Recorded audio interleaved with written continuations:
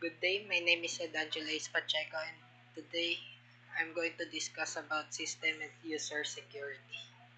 First, for the introduction to user accounts, these provide the security on a Linux OS. It means that the system or unauthorized person can access the system without permission. Next, the user must log in with an account, which means that the user should have an account to access the system. Next is the access control via file and directory permission. This determines which one who can read, write, or execute specific files or directories to the system. Only explain how file and directory permission control, access, and mention the user's authority over permissions. Next, for the introduction to user's account, it has permissions are managed by the system for users, groups, and others. Next is editable by the user. This is how detailing their purpose in controlling access to files and directories. It means that these permissions are assigned to users, groups, and others. Next, for user groups overview, user belong to one or more groups, and also groups facilitate shared access to files and directories.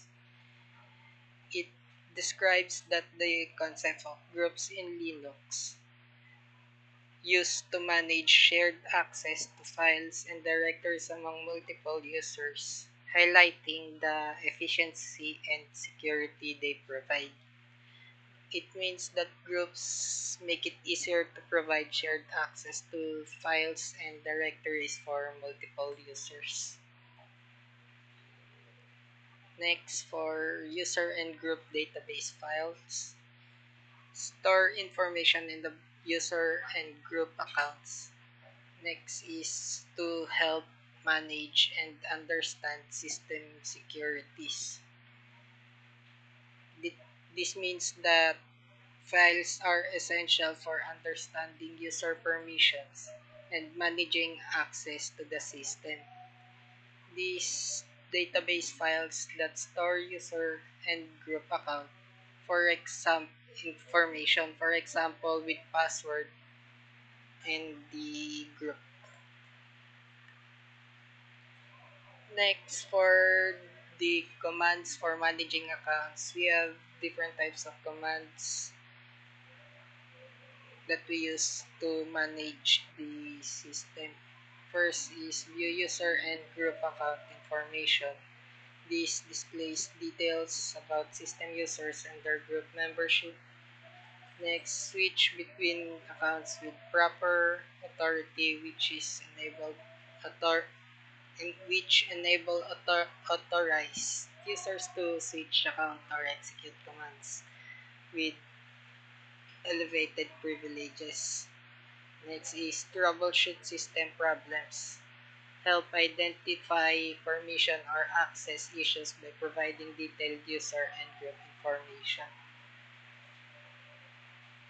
This includes examples of commands for switching users, troubleshooting, and monitoring account activity. Next, for enhancing system security. This protect sensitive data with proper user and group management and also monitor and control unauthorized access. This highlights the critical role of user and group management in maintaining Linux system security. Discusses how permissions and monitoring can prevent unauthorized access and protect sensitive data. That's all for question time. Which command is used to display only the user's primary group? A. ID-G.